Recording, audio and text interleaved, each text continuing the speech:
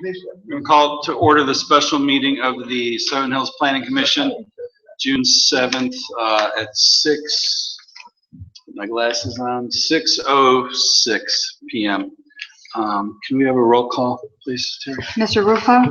Here. Mr. Breida? Here. Mr. McCafferty? Here. Mr. Sporar? Here. Engineer, Mr. Collins? Building Commissioner? Council Liaison, Mr. Frondor? Here. Assistant Law Director, Mrs. Tobin? Here. Any communications? Not at this time.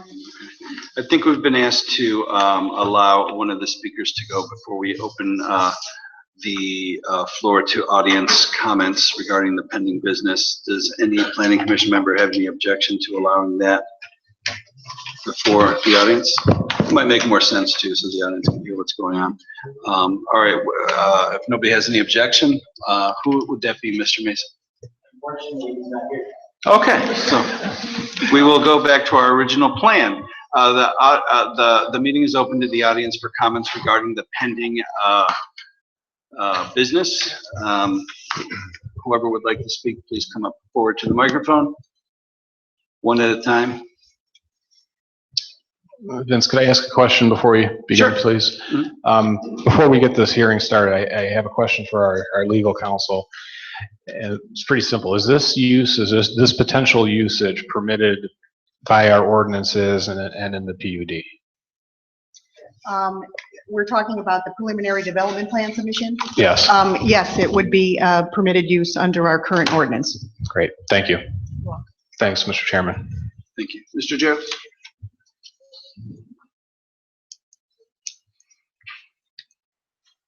Tom Jarris, Crescent Ridge Drive. I don't see under 97503. Could you tell me what classification under 97503 that this fits into? Right now, we're talking about a preliminary development plan under the PUD ordinance 979, which permits a variety of uses. And under that ordinance, this would be a permitted use. What use are you specifically saying it is? Commercial. We have retail, other commercial, residential, governmental, and accessory uses. So it would comply under that. Okay, well, Mr. Mason said it was agricultural at the last meeting, and commercial is sort of questionable as far as I'm concerned. In any definition I can find a commercial, closest match I can see is a light industrial.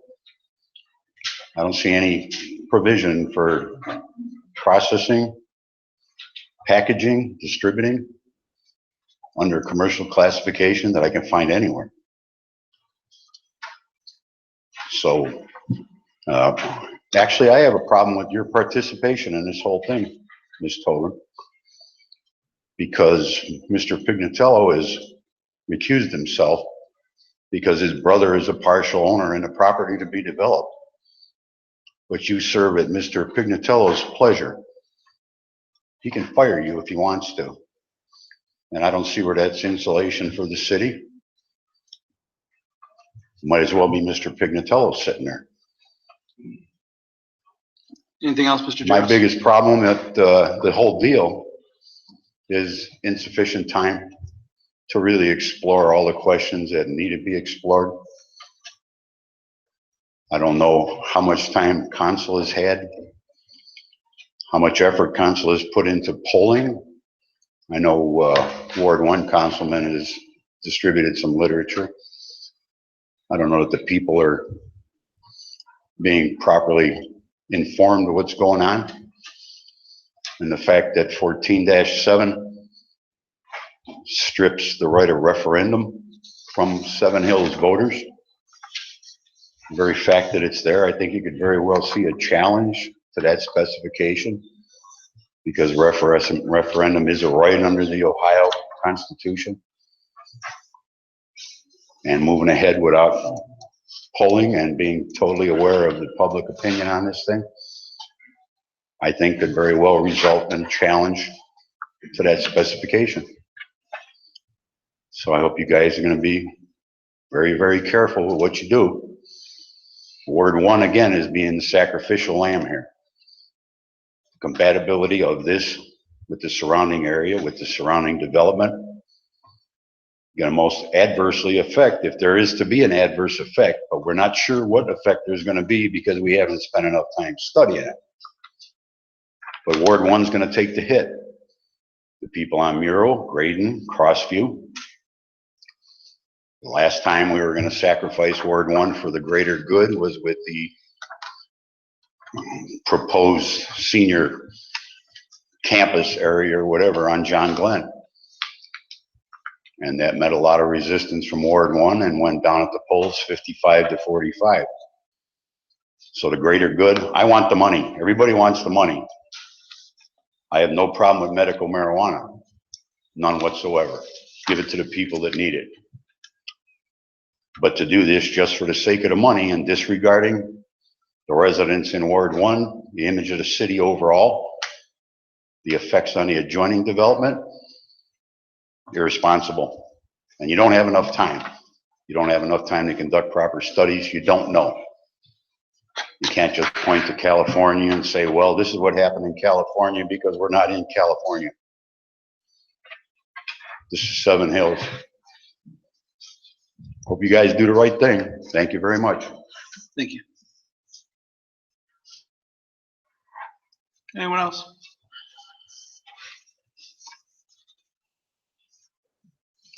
Okay, seeing no one else. Would the applicant like to come forward? I personally wasn't at the last meeting, so it's my understanding that there were several questions that were asked by the members of the commission, and I'll catch up as we go here, but do we want to address those?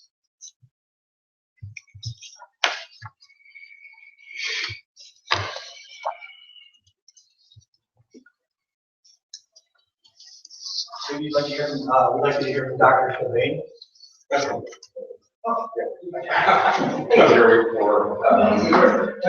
Sure. If you would, I'd like Dr. Sylvain to talk about the diagnoses in which medical marijuana are permitted. Just to give you a rundown. Yeah, sure. And I don't know if I'm speaking to all of you as well as the crowd. So maybe. Just directed towards. Yeah, so my name's Ed Kilbane. I'm a psychiatrist. I work at university hospitals. I'm specially trained in cancer psychiatry and worked in California at Stanford developing their psycho-oncology program for 4 years before coming here. And in that capacity was able to prescribe medical marijuana within the constraints of how Stanford does that. We're currently looking at university hospitals as to how to recreate a system similarly so that we can have our providers prescribe as well once the regulations come out from the boards of pharmacy and medicine, which they have not yet. But basically, most states that allow for medical marijuana allow for the following conditions. Any cancer-related pain, fatigue, sleep difficulties, or nausea. So cancer definitely would be the largest group of patients that benefit from this. Multiple sclerosis, spasticity, and pain is another big group that most states identify. HIV-associated pain and nausea is another big group. Kind of unspecified pain is included, and I'm not sure if that will be in Ohio's law. And then there's oftentimes an other box if you can make a justification for why you want to use a specific agent. We already use marijuana federally. It's just not normal marijuana, it's synthetic marijuana. So there's one FDA-approved drug, dronabinol or Marinol, which is approved for chemotherapy-associated nausea, which is only available to patients if they are currently undergoing chemotherapy, and it's ridiculously expensive. So we already do give a medication that hits the cannabinoid receptors in our bodies, and that's the only medication that the FDA allows. So this gives us an opportunity to have a host of factors that could also do the same thing at a much cheaper rate, and also for situations that are not just in the context of receiving chemotherapy. I think it's further important to note that Ohio, I believe, is going to be a non-combustible state where we would not recommend smoking marijuana because that's bad for your lungs. As a physician who's prescribed this before, that's always part of the conversation. There are lots of other routes of administration, including sublingual oils, vaporizing, which does not include smoke, topical, edibles, which are fat soluble and get absorbed. So there's a lot of ways to administer this substance in a harm reducing way. As far as the kind of ingredients, there's a lot of chemicals in cannabis. We know two primarily, THC and CBD. THC is the chemical that produces a high, however that may take form, and CBD does not. It produces physical effects as far as reduction of anxiety, increase in appetite, improved sleep.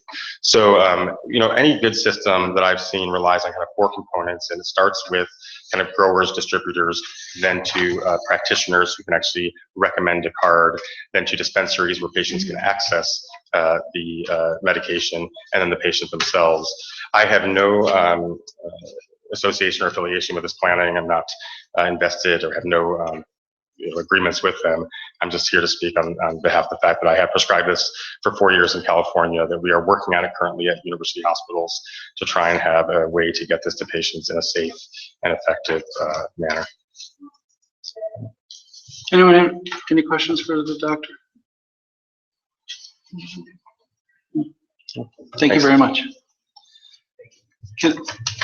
And before we continue, can everybody please put your phones on vibrate or shut them off? So not disturb. Mr. Mason. Thank you. Mr. Chairman, I think maybe I could just briefly bring you up to speed. I know you weren't at the last meeting, but I'm sure you've been caught up. But basically, we are here because we have a preliminary plan that was approved earlier in the year. And we're here to amend that plan. And the only amendment to the plan, if you will, is originally there was 3 sections, or the whole area there was approved for our senior living campus. What we're proposing on the amendment is change nothing that's been already approved. All those requirements with the roadway, the sewers, the water lines, all the same. Nothing's changed. The only thing that's different is that in the middle section of the area, we cut out a 5-acre area that will be the medical marijuana facility. So it's the only thing different from the previous plan that we've already approved. So,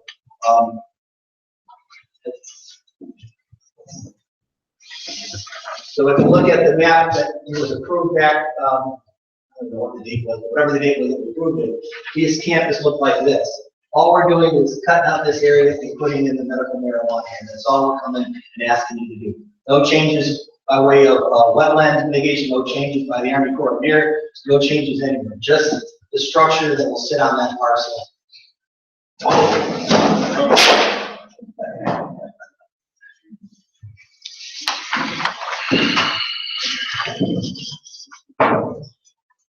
So that's the only difference in the preliminary plan that's already been approved that we're asking you to change. I would just like to remind you that we conducted a poll about 2 weeks ago, the residents of the city of Seven Hills, at the behest of the city officials. So we had a poll conducted asking them basically about their feelings on the cannabis grow in their community. The poll came back with 56% of the people being in favor, 39% of the people being opposed, and 8% of the people just don't care one way or the other. So that was the result of the poll.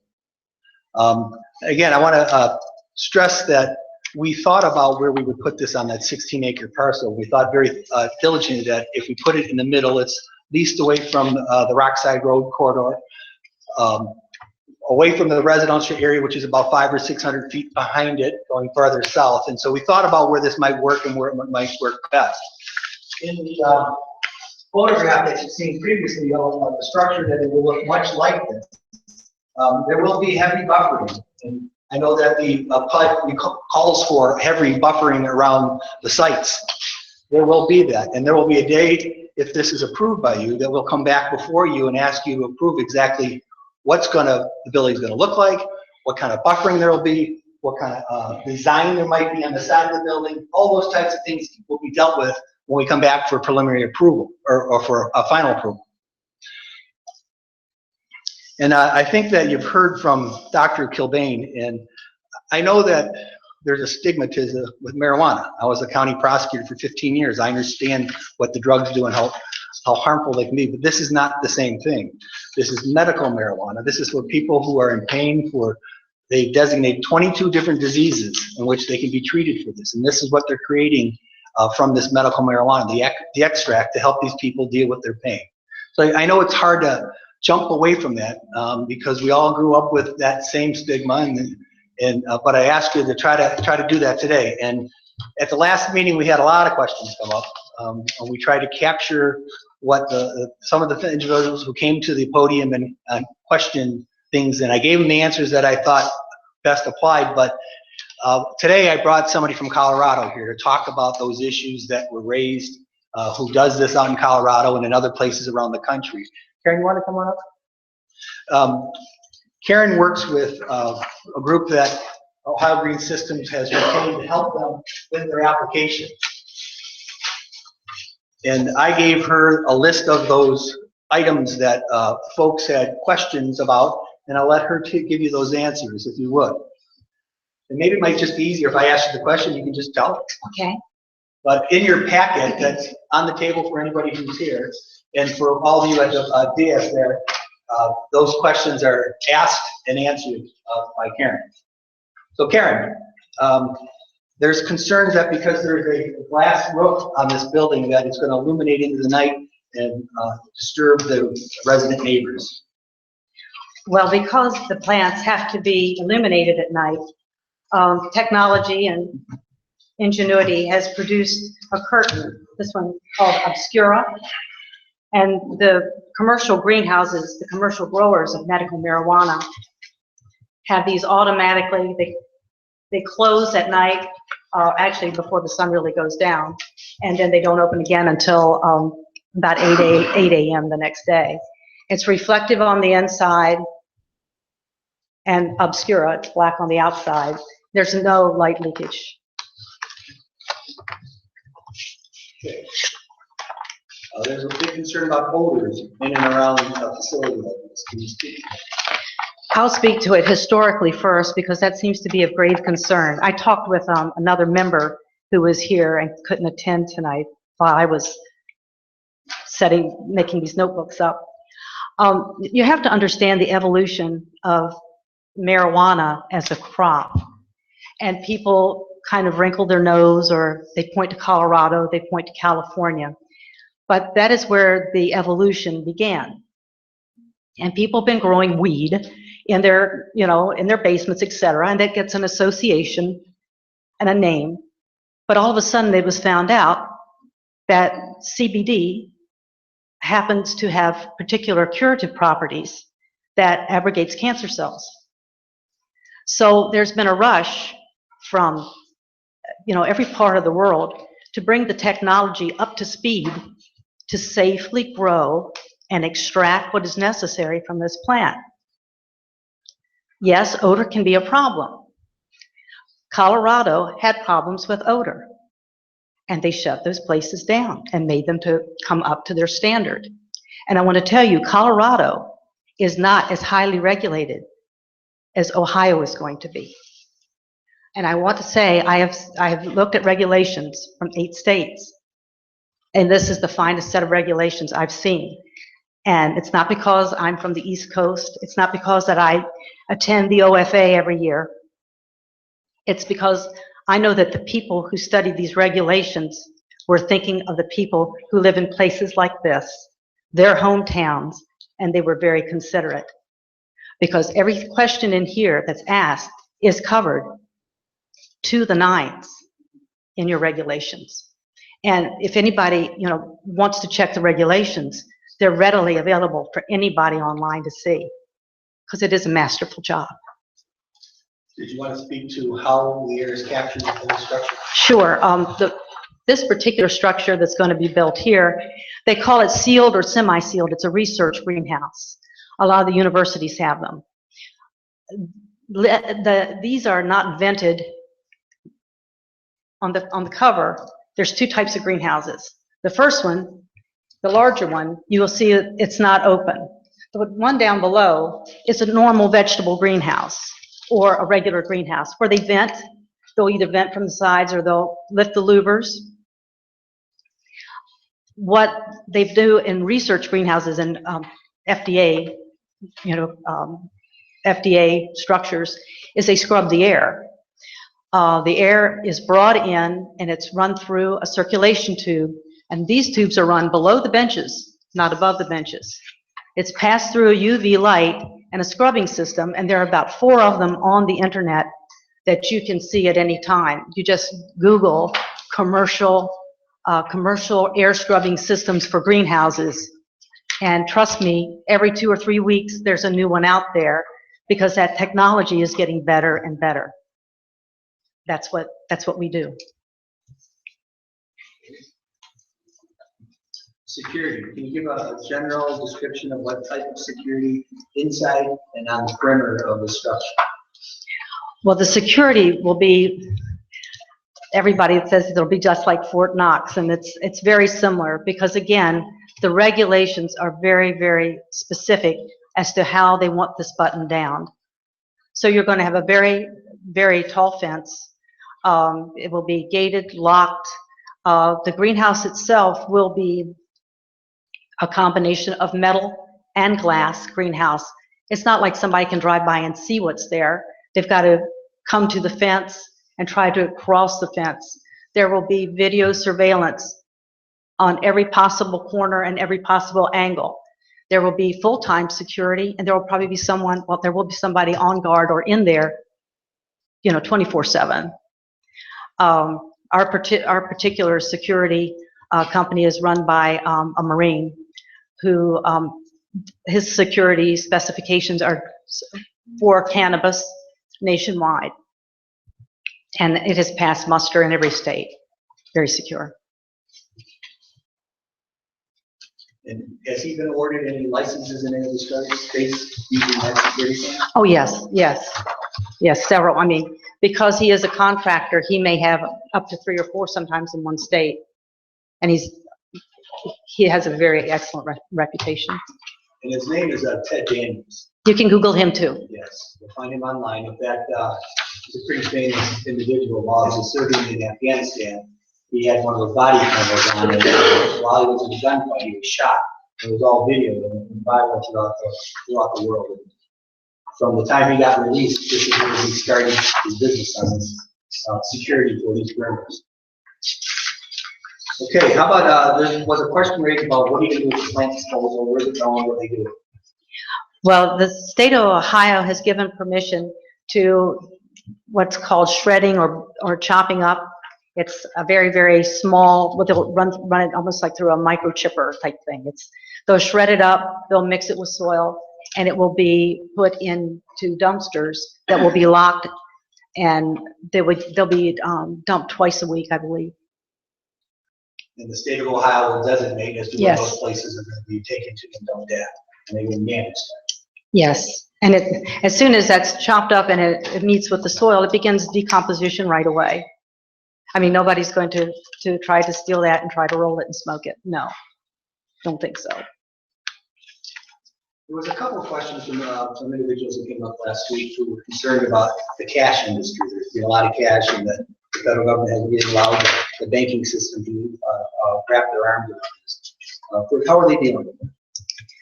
Well, it surprised me. I found out that when I was reading through the regulations, they gave like an amnesty to banks here in Ohio. So if you call around, you will find a bank that will take the money from a medical cannabis organization or operation. And that was so smart because that eliminates your cash issues. There, again, people point to California and Colorado, and for a long time, they were keeping, hard, cold cash anywhere they could stick it. And that's not going to happen here. In addition to that, if someone did not want to use a bank, there are numerous software data enterprises whereby Guardian is the name of one of them, which are currently being used in other states where they do not have a liberal look at the banking system. Okay. Another question along those lines came with making sure that we accounted for all the dollars that came in, and how do you know that with this cash business, it's just not going out the side? How do we make sure that the government gets their fair share? Well, this is ingenuity. This is people responding to a need. I've been in the horticulture industry all my life, and the bane of our existence has been software, because we were like, no one really cared about the software for the horticulture industry because of dollar volume. Well, the medical cannabis industry has put enough emphasis on the regulation that the software tracks the seed to sale from the minute the seed comes into the building and it's planted or the clone is made. It is given a number, a number, and it's tracked all the way to the consumer Is that by a barcode? by a barcode all the way through, and until the consumer receives extract from that plant. Not a piece of the plant, but extract.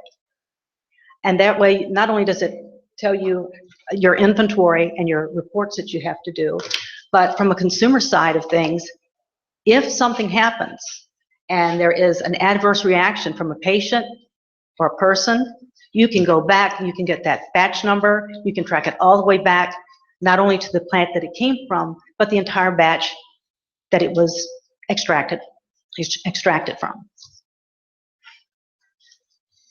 Okay, the last question that I had that I recall would be was about property values. I went through my notes later today at the end of the day and I found that we missed that question for her, so I just went on here and pulled off one of the stories that just came up, and you all have a copy of that about property values. Can you talk about property values? I can understand why anybody would, in a development or in an area, wonder about their property values when they have any sort of commercial enterprise coming next door to them. In Colorado, and I use this because I was amazed myself, the property values actually escalated. And they escalated because all the people that moved there to join the industries related to cannabis, not necessarily cannabis itself, but all the different service industries and other things that were related to it. California has had the same sort of effect. Here in Ohio, about 3 weeks ago, we got word that, especially just west of here, there are several pieces of property that are going out of sight because they've got 3 or 4 people bidding on the same piece of property. Granted, this is short-lived, but what you have to do is you have to have a long-term look at the future. And if the community works together and they have a product that comes out of here that meets a need, which indeed it would, I think you'll see a very good return on your investment and the patience to get this started. I forgot. I don't know that we introduced what's your name and where you work. My name is Karen Kemp-Dockstetter. I work for Horticulture Solutions out of Denver, Colorado, actually Golden, but I live in Maryland. I flew today out of Washington, D.C. area. Okay, that's all the questions that I had. Thank you. Any questions from the board? Yes, Mr. Chairman. Go ahead. So with respect to the controlled environment, like the air, the sealed air environment, are you saying that there are no emissions in this day and age of the process, or that it's just less bad than it used to be? I'm going to say it's less bad than it used to be, because to be 100%, I could never say that. I was a science student, you know. In some areas where they have the systems where they release the air, when they back the greenhouse, it's all scrubbed air anyway. You've got people in there, and they're not wearing masks or anything, so there is no odor. When you get odors, it's from people who are not managing the crop properly, and they, in a regulated state, they're closed down quickly. But again, are you saying that there are no odors, or that the odors just aren't as bad as they used to be? There are no odors in the greenhouse when the air is scrubbed. And if it is, it's minimal. You wouldn't notice it. What about outside the greenhouse? No. And on Ventura Boulevard in Studio City, there's an indoor grow. And I didn't even know it was there. I used to run a loop down Ventura Boulevard and then up in the hills and down. I ran by that for several months, and I was told there was an indoor grow there, huge. No, never smelled it. I just have a few more questions. You said that there would be a fence for secure. This would be a highly secure facility. Oh, yes, Fort Knox. But how does anybody have an idea of how close this fence will be either to the building or to otherwise public thoroughfares? Well, it's going to be drawn within the scope of your project. You don't have that on there yet, do you? Yeah. Okay. It will be drawn within the scope of the project, and I mean, the fence, people will have to drive through the fence to get to the building. Sure, but the facility is going to be between what are now proposed as two elderly care facilities and surrounded by, I guess, commercial over across the border. And then there's a whole other half of a development for this PUD. So the PUD contemplates a welcoming pathway for the public and for the people operating the businesses. So what I'm wondering is, how close will a fence to secure this facility be to what would otherwise supposed to be open for the passage of traffic, people, pedestrians, runners, bikers? How will this fence impact otherwise the activity in this development? Let me take a shot at that. First and foremost, those questions will be handled when we come here for final approval. And you and others will tell us where that fence goes or doesn't go, for starters. But the structure of the building is going to be on approximately, give or take, less than 2 acres of the land. So there will be an addition outside of where that building is. There will be 3 acres of green space. That's where we can put paths in, whatever the delight of the community would be. But certainly the fencing will be around the structure. It's not going to be around the 5 acres. It'll be around the structure. And Mr. Mason, I believe you mentioned last week that if successful, the intention of the operator would be to expand its operations. Would it expand operations so that that building became bigger, or such that it would diminish the space surrounding it? The total, under the state regulations, the total space that will be allowed for grow, if they expand it, is going to be 75,000 square feet. That's it. Well, how big is the proposed facility right now? 39,000, so it'd be bigger, yes. So it'd be, If there's an expansion, yes, there would be bigger. it'd be like double, approximately. Best case scenario for the business. Would that require adding on to that building or developing a second building on the same parcel, or would it be contemplated that that second building might go somewhere else in the development? Well, certainly we haven't come here and asked you to do that. The state hasn't given us a license to do anything yet.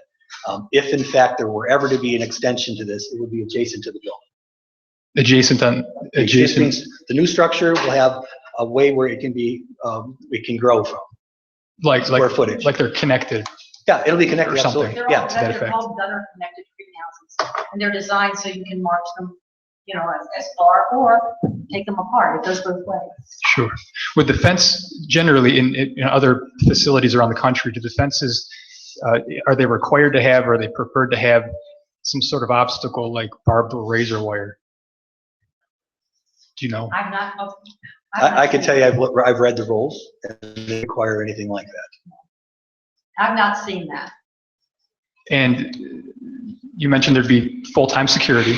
And I think, Mr. Mason, you mentioned last week that there'd be at least one guard. Probably one on the exterior, one in the interior, something like that. Are there any requirements that that guard be armed with a firearm? Of course, yes. And it wasn't clear, to me at least, last week, but do we have any information from the other developer on how having a medical marijuana facility, cultivation and processing, how that might affect development plans for the other parts of the PUD? Do we have any feedback from them? I don't have that, no. I did not discuss that with them. Is anybody from the developer for the other parcel here tonight? And I would suggest to you that if anybody around there had an objection, they'd be here, and they would have been here the other night too. But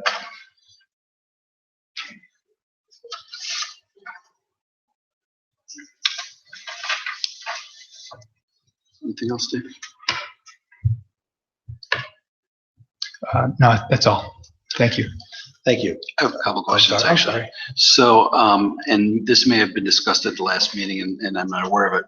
You're asking for a medical marijuana facility, but what specifically are you asking for? Cultivating, processing, dispensary? I mean, what specifically do you want to do? So, Ohio Green Systems is looking for preliminary approval to put a cultivation and processing center in. They have no intentions to put a dispensary there. cultivation and processing, all right. And that's the license that you're currently applying for with the state is for cultivation and processing, or strictly cultivation to start and then ultimately As I processing? understand it, in most states, the processing and cultivation license are together. Ohio split it up, I'm assuming, so they can raise more revenue. So there's an application period that ends on June 30th for the cultivation, an application period that has not come out yet, but we're all assuming it's going to be around Labor Day for the processing. So you can get one without the other. That's possible. And you can be granted one, yeah. Right, you can get one for cultivation and not for processing, or vice versa, or both. So you're asking for a level 1 license? That's correct. Okay, and that building that you have proposed there, is that contemplate both cultivation and processing, or just cultivation? Both. Okay, so I'm assuming that the greenhouse area is the cultivation and the other building is for the processing? Correct. The other part is also office too, but yes. And what is referred to in the horticulture industry as the head house. Because that's where they will do the, any planting. That's where they'll do any planting or any storage, dry storage will also go in there, in a vault. Can you explain the processing process? The extraction, well, there's several different kinds of extraction. If you're looking at space for extraction, I just went through an extraction facility about 3 weeks ago, which was about as big as a double storage area where you store, people rent for like $50, $60 a month, and they had that set up. I can't stand here and tell you how extraction is done, but it requires very highly sophisticated equipment and extreme strict SOPs, standards of operation, because it's an extraction, it's a chemical process. And that's mandated by the state. And it's covered by the state in every way possible. Does it lead to any noxious odors or any type of noises or disturbances in any way, shape, or form? No, actually, it's very quiet. Now, extraction the whole thing is not that noisy. And odors, no, because any of the stuff that's vented there, the plant, there's nothing there to vent because it's such small particulate. Anybody else have any questions? Mr. McCafferty, please.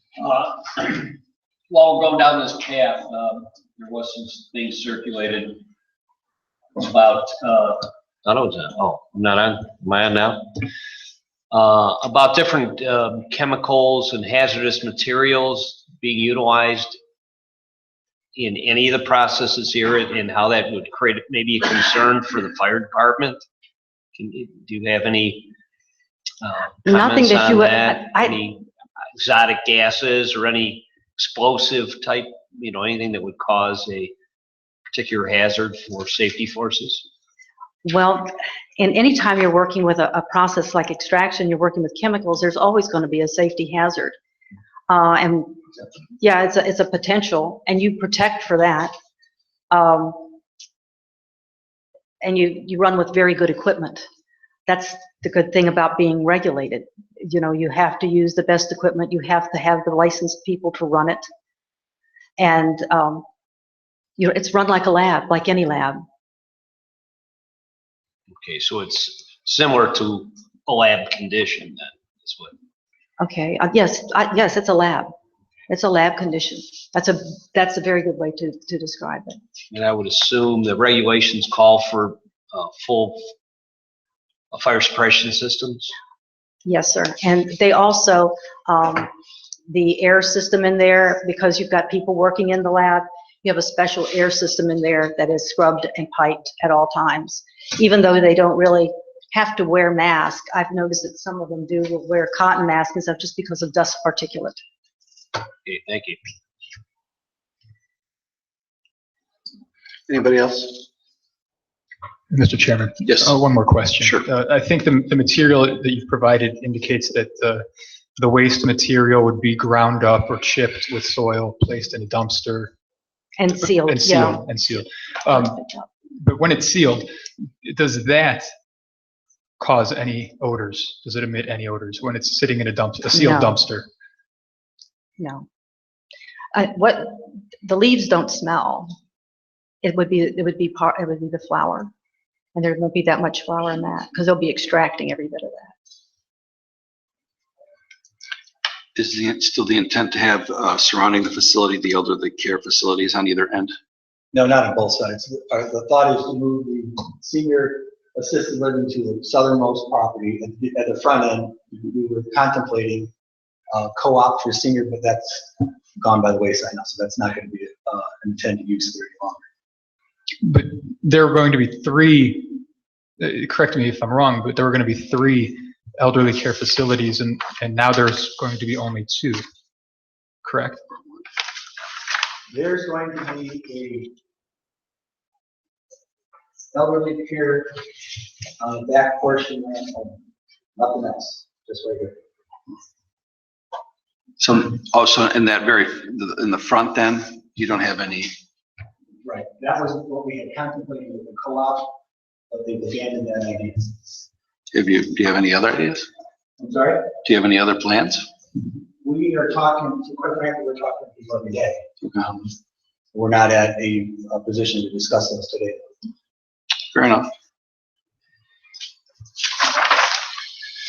Any other questions from the board?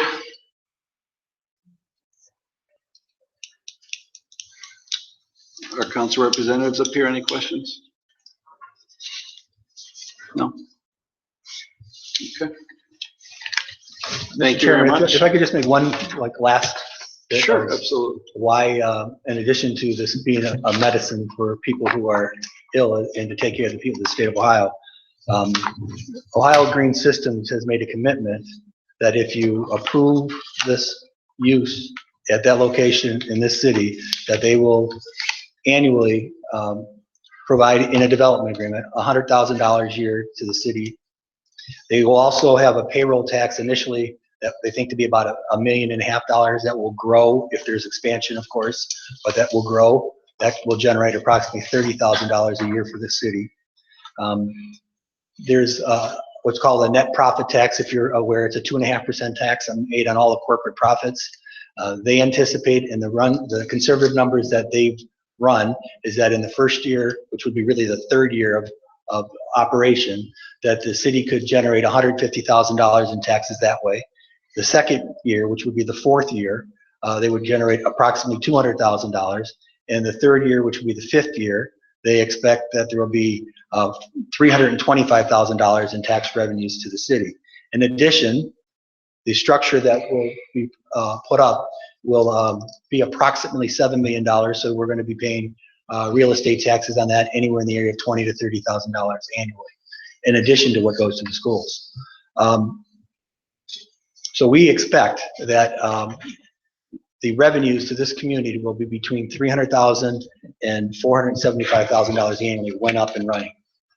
And those numbers are from our accountant and CPA, is that those are very, very conservative numbers, and they base that on because the state is only allowing so many licenses. And because there's such a limited amount of licenses, those that they give the licenses to should be very profitable. And that those numbers are based off of about 5% of the market. So if there's only 12 large and 12 small production facilities around the state, and we're only accounting for 5% of the market, you can see that there's a great opportunity, if they do it right, that they can obviously make those numbers be bigger than that. Thank you. Thank you. So just a couple comments really quick before we go forward. I think the threshold issues here are, first off, is it a permitted use? And based on what was discussed earlier, it's my understanding, and I just want to clarify that for everybody, that this falls within the permitted use because it's considered a commercial activity. Is that correct? That is correct. Okay. And then the second question I think that we need to delve into is whether or not this fits the intent of the PUD, and does it fit and comport with everything that's going on within the PUD, and does it does it mix well, is it complementary and whatnot? So I think those are the factors that we should look at. I have no opinion either way on the medical marijuana issue, whether or not it should be allowed or shouldn't be allowed, and I don't think that should be a factor in making this determination. I think the question is, does it fit with the spirit and intent of Chapter 979, and with everything that surrounds this, and how will this affect that area, that development, the current development, and the future development? So those are just my initial thoughts. I just want to see what my planning commission, whether they agree or disagree with that overall concept. If anybody has any comments with respect to that concept. Anyone? Mr. McCafferty. Basically, I concur with everything you said. Those are the two issues. As I thought about this since our last meeting and from all the public comment, it's obvious from an economic standpoint that this particular type of project would be enormously beneficial to the city of Seven Hills and the residents of Seven Hills, taxpayers of Seven Hills. But I certainly grapple with the same two issues that Chairman Rufa raised. Does it fit the intent? Does it fit, match the criteria? Does it complement the PUD? I grapple with those particular issues. I as well have no issues with medical marijuana and having facilities. And I personally, I would say I would be proud as a resident of Seven Hills to say that we had a facility that was cultivating medical marijuana. I guess my issue would be is I think the issue would be a lot easier if we were talking about an industrial parkway.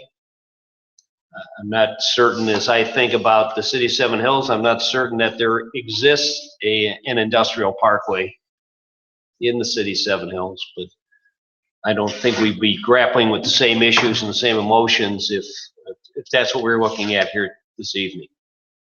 So those are my comments, Mr. Chairman. Thank you. Anyone else? Mr. Chairman? Sure. I think it'd be helpful to point out, so I agree also with some of the concerns expressed by the rest of the commission, but it'd be helpful, I think, to look at what some of the goals of the PUD are. And if you look at the ordinances themselves, I don't think these are all, like 10 commandment type issues, but generally the PUD wants to assure compatibility with surrounding land uses and upscale character, especially residential neighborhoods, promoting a unified sense of place, fostering a complementary mix of land uses that support each other and promote multiple purpose trips, providing for integrated, safe, convenient, and comfortable internal and external circulation patterns for pedestrians, bicycles, and vehicles, and encouraging the development of pedestrian connections that foster formal and informal interaction and convenient access to businesses. I'm struggling to reconcile those goals with the idea of this place following all the regulations that the state might impose, being a Fort Knox with high fences and armed guards. And so, when you look at the other development plans, to date, a lot of it is residential. And it seems like the PUD cares a lot about the relationship between whatever the development is in the PUD and the residential areas around it. So that seems to be a focus of concern for me. Jeff, you want a shot since we've both spoken? Yeah. Over the weekend, I did some research, thought about what this building would look like in that area. I thought about what other proposals would look like in that area. And like we've heard from the other members and how those two would mesh. And I too have struggled with that dilemma. You know, as Terry said, if, you know, an industrial parkway, I think would be a no-brainer. In this particular case, I just had a lot of struggle with picturing those two uses, not two, but other uses in this cohabiting nearly next to each other.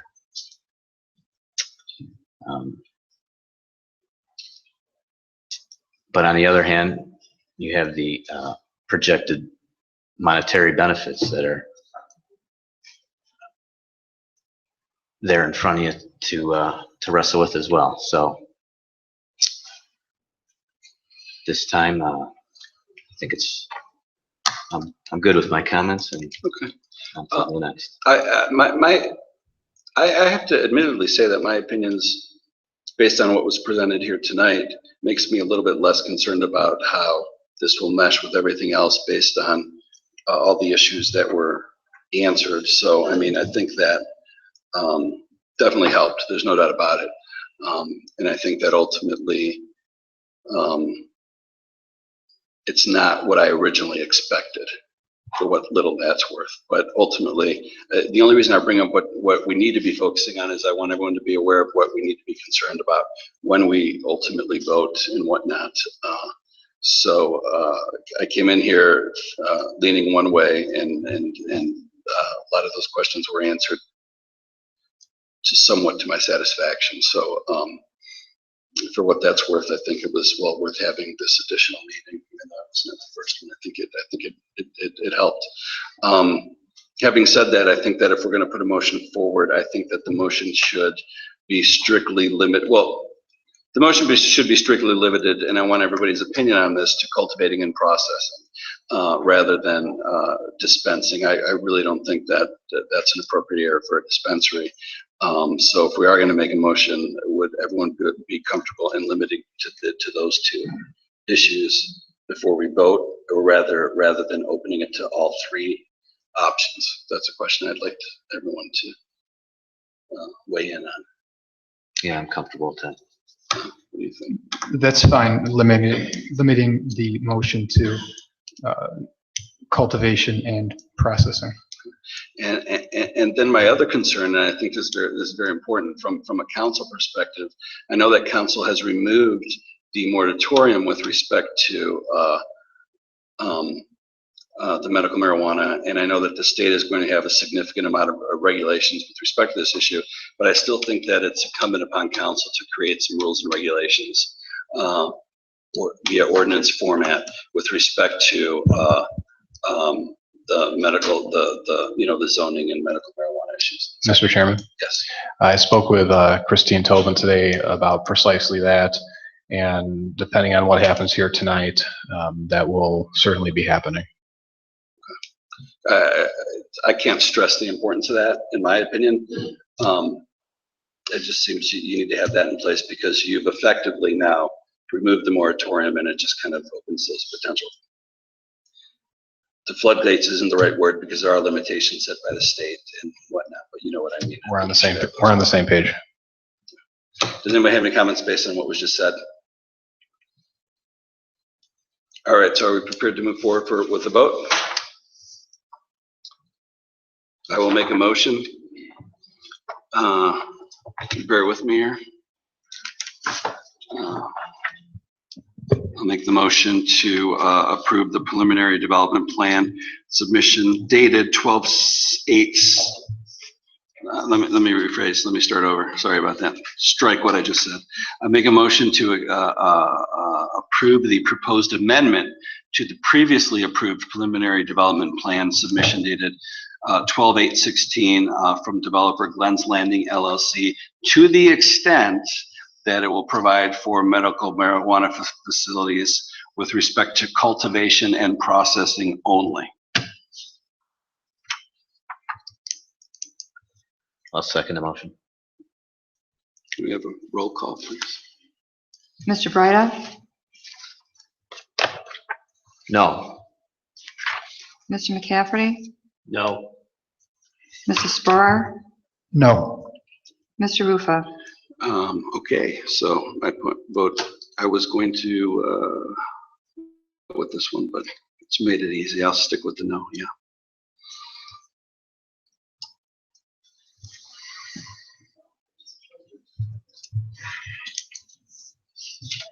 Comments from the Planning Commission members?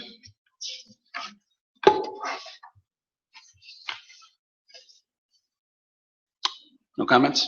The next meeting will be Wednesday, June 14th, 2017.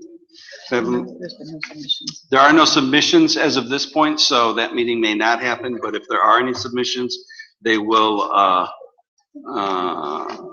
be heard at that time. And can I have a motion for adjournment? Second. Mr. Ruffo?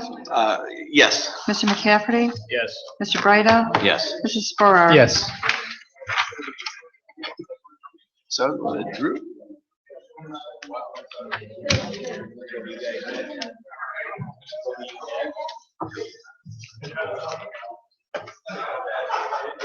It's just recommendation.